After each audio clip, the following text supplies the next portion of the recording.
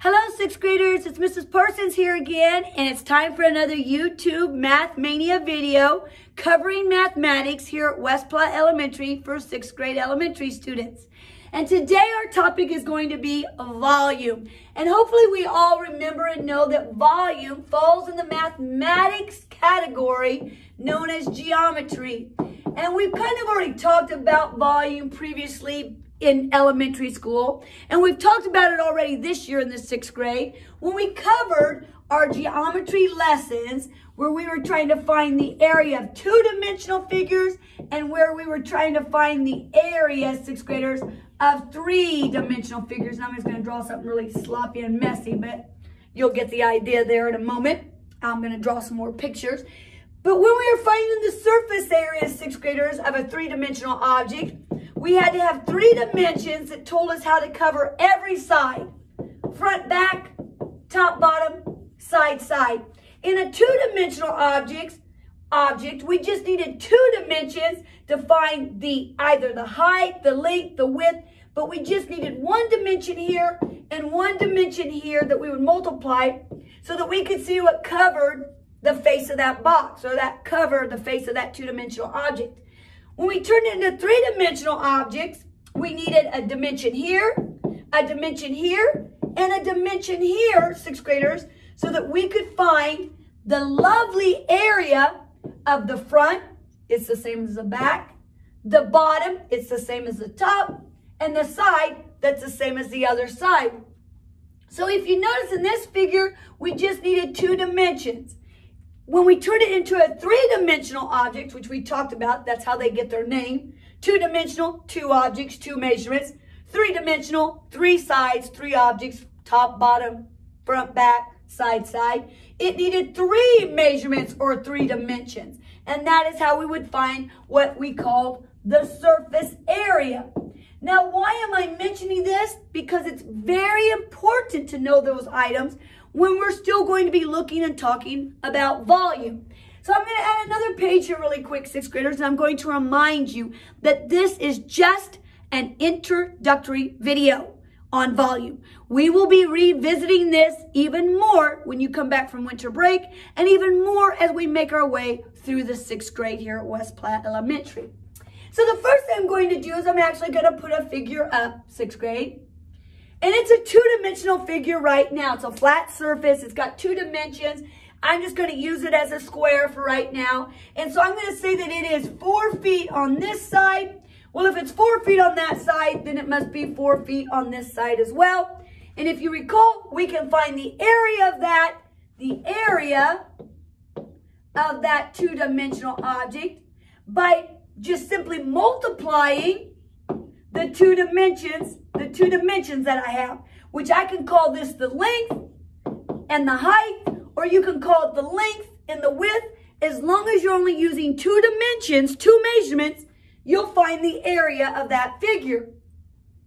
Now, what we did from there, sixth graders, is then we took it into a three-dimensional object, and I'm going to try my very best, sixth graders, to make this a three-dimensional object. We all know I have difficulty with that. You wouldn't think I would after so many years of teaching mathematics, but I still do.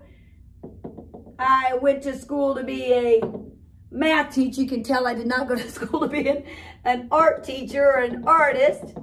So something similar to that is a three-dimensional object. I'm going to erase this one, and I'm just going to move it just a smidgen so that it comes up from there.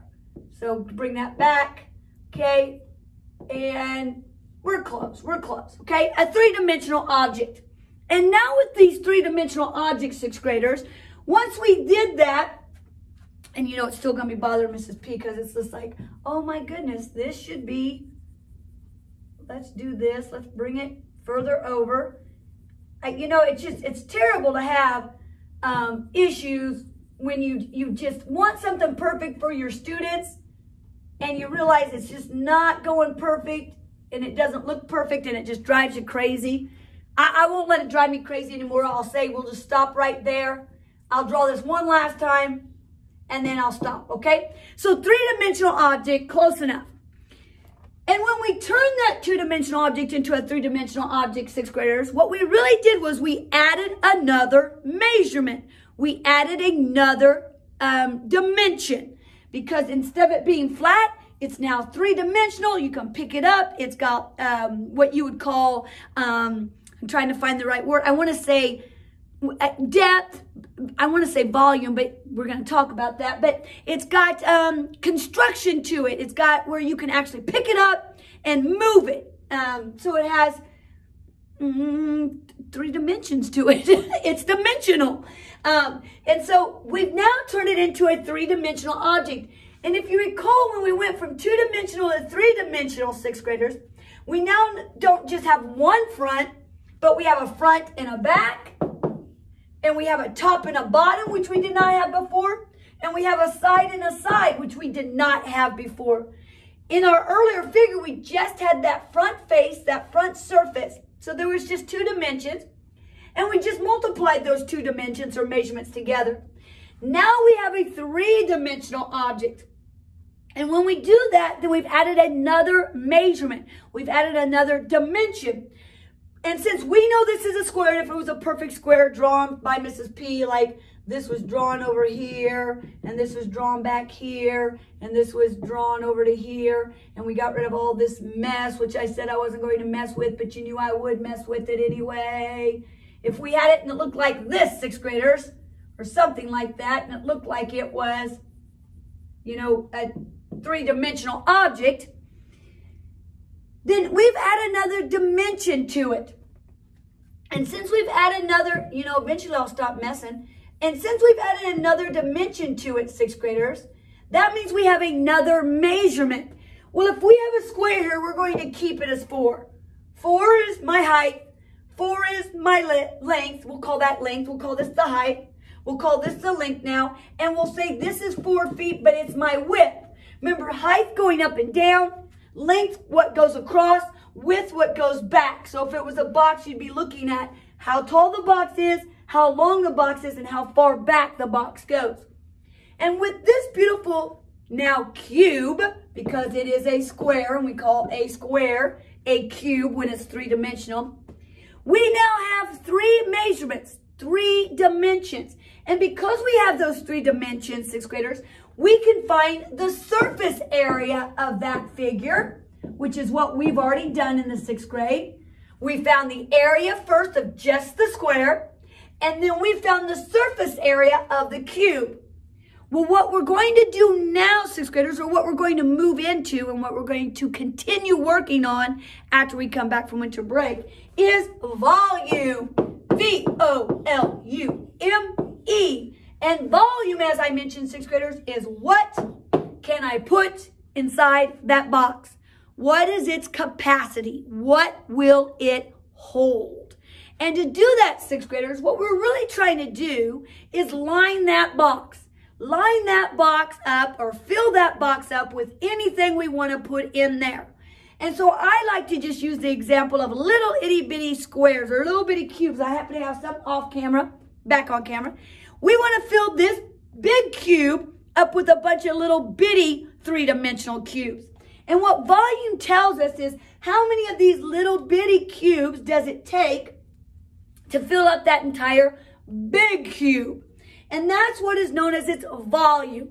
And in order to find the volume, 6th graders, and we're wanting to set these little bitty cubes inside this box, and we want to layer it, and we want to lay it flat.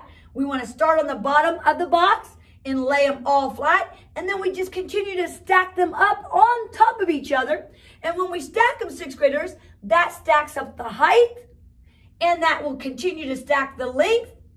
Ooh, it'll continue to stack the length, and it will continue to stack the width. Every time you lay a cube down, you're laying it down for its width, its height, and its length. And when you do that, 6th graders, since you're using the length, the width, and the height to lay the items down, volume is finding the length times the height times the width. That's the actual formula in finding volume. If you want to put little bitty cubes inside this big cube, you want to know what the length, what the height of the box is, what the length of the box is, and what the width of the box is.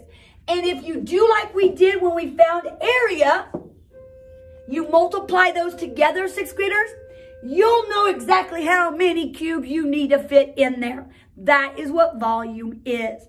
And so let's go back just real quick. Let me do a box, and then I'm going to let you go because this is just introductory, first explanation, first discussion, all we're doing. So I'm going to put another box here, and this time I'll try my very best to make it look three-dimensional. Again, no guarantees. We all know that. No guarantees, but I'll, try my very best. I want it out there though. So that means let me get rid of this. And then let me send this back there. Pretty close? Close enough.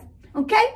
And so it's a three-dimensional object, and we want to find what goes inside. What goes inside? That is also known as the boxes, and that's boxes in owning. That's also known as the box's capacity.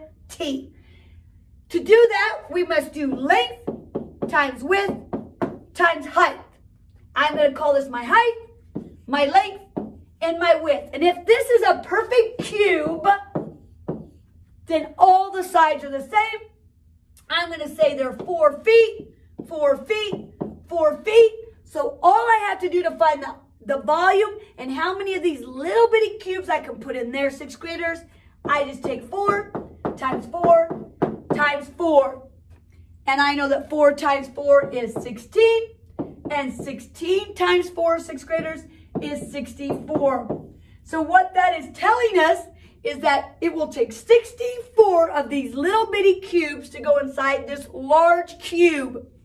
And since we're using all 3 dimensions, our answer must always be cubed. And that means that little power at the corner that says 3. So I said this was all using feet. So I'm going to say it's 64 feet cubed because I used all 3 dimensions. Now, that's just a real quick introduction into volume. And it's important for us to learn it because we will be moving on to finding volume of figures in the 6th grade. But we'll be using those 6th graders with numbers such as decimals and fractions. Not just always whole numbers that we're used to from pre-K to 5th grade, but now we know we need to work with our decimals and our fractions when we're also using volume. And that means to find what the capacity of a 3-dimensional object is. What does that 3-dimensional object hold? What will it contain? And so that's just a real quick introductory video. More time spent on trying to make the 3D object in the video. But anyway, 6th graders, you get the idea. This is just an introductory for you today. After that, we'll do other things for the week. So if you have any questions or any thoughts, feelings, concerns, reach out to Mrs. P. I can't wait to hear from you. Can't wait to see you.